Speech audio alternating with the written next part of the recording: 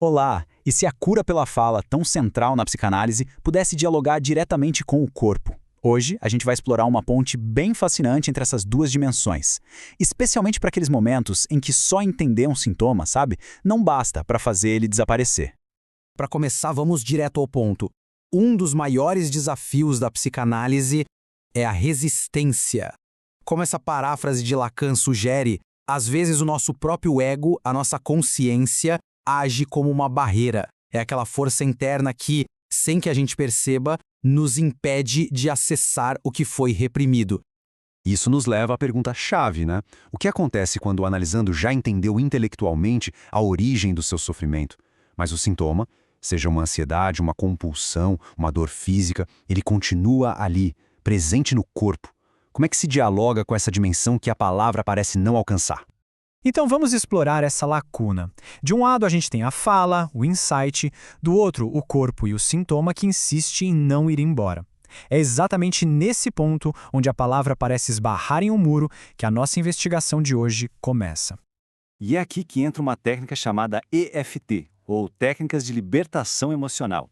Ela se apresenta como uma abordagem focada no corpo, com uma inspiração que vem lá da acupuntura, sabe? A ideia é atuar no que se descreve como as energias sutis do nosso organismo. A premissa da EFT, como a gente vê aqui, é bem direta e até um pouco radical. Ela diz que a causa de toda emoção negativa é uma perturbação no sistema energético do corpo. Ou seja, o medo, a raiva, não seriam apenas eventos psicológicos, mas também eventos energéticos. A proposta é que se a gente corrigir essa perturbação no corpo, a emoção, por consequência, se resolve. Agora vamos mergulhar num conceito do EFT que tem um paralelo impressionante com o pilar da psicanálise. É aqui que a ponte entre esses dois mundos começa a tomar forma de verdade. E olha só que paralelo curioso. A psicanálise fala em resistência, essa força que nos impede de acessar o inconsciente. A EFT, por sua vez, tem um conceito muito parecido, a reversão psicológica. No fundo, os dois estão apontando para a mesma ideia, o mecanismo de autossabotagem que simplesmente trava o progresso terapêutico. Para entender isso, a analogia da pilha ao contrário é perfeita. É simples. Se a gente coloca a pilha do lado errado, não adianta, o aparelho não vai ligar, a energia não flui. A reversão psicológica é vista exatamente assim. É como um bloqueio primário que impede que qualquer técnica funcione direito até que ele seja corrigido. Certo, mas e na prática? Como essa técnica funciona? Bom, ela segue um processo bem claro, um passo a passo estruturado que é conhecido como a receita básica. Essa receita básica se divide em 3 passos. Primeiro, a preparação, que é uma frase específica para, digamos, virar a pilha para o lado certo e corrigir a reversão psicológica. Em seguida, vem a sequência, que é o ato de dar batidinhas leves, o famoso tapping, em pontos de meridianos. E durante todo esse processo se usa a frase lembrete para manter a mente focada no problema. Olha só este exemplo clássico da frase de preparação. A estrutura é muito interessante. De um lado se nomeia o problema, mesmo que eu tenha essa vontade de comer chocolate, e do outro, isso é unido a uma afirmação de autoaceitação radical. É essa junção que, na teoria da EFT, desfaz o nó da autossabotagem. E é aqui que a gente chega num ponto que, para mim, é o mais fascinante de todos, a possibilidade de uma associação livre somática. Um processo de descoberta que não passa só pela palavra, mas pela fala do próprio corpo.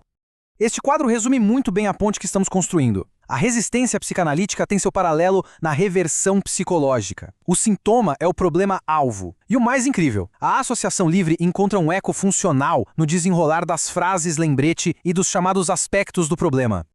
Mas afinal, o que são esses aspectos? Imagina um problema grande como um quebra-cabeça. Os aspectos são as pecinhas. O que se observa é que ao focar num sintoma e fazer o tapping, a emoção pode mudar ou pode surgir uma nova memória, um pensamento ou uma sensação física. Cada uma dessas novas peças é um aspecto, e é justamente ao seguir essa cadeia de aspectos que o processo se assemelha tanto a uma associação livre. Tá, mas como isso funciona na vida real? Vamos acompanhar um exemplo clínico para ver essa cadeia associativa se formando a partir de um sintoma que parece bem simples. O ponto de partida da cadeia é este: uma vontade intensa e persistente de comer chocolate. Um sintoma que, à primeira vista, parece bem superficial, não é? A pessoa começa o processo de tapping focada apenas nisso. E aí, olha só o que acontece. O foco na vontade de comer chocolate, de repente se transforma num sentimento de raiva da minha tia. Continuando o processo, com foco nessa raiva, surge o pensamento: ela não acredita em mim. Daí a coisa se aprofunda. Ninguém me leva a sério. E então vem a revelação, a conexão final. Mas o chocolate me leva a sério. Ele está sempre lá. Percebe? A compulsão nunca foi sobre o chocolate. Era um sintoma de uma ferida muito mais profunda. Uma cadeia associativa completa, revelada não pela fala, mas pelo corpo. Então, o que tudo isso significa na prática, especialmente para o analista? Qual é a implicação de ir além da resistência verbal e ampliar a escuta para o que o corpo está dizendo? A conclusão é que a EFT pode ser vista como uma ferramenta que amplia a escuta analítica. Ela oferece uma maneira de abordar diretamente os impasses somáticos, transformando o corpo não só em um local de sintomas, mas em uma fonte de associação e significado, um verdadeiro parceiro no processo de cura. E com isso, fica uma reflexão final. Ao construir essa ponte entre a fala e o corpo, será que esse chamado corpo energético pode se tornar um novo e fértil território para a escuta analítica? Um campo onde o inconsciente se manifesta não apenas em palavras, mas também em sensações e fluxos? A questão, sem dúvida, permanece aberta.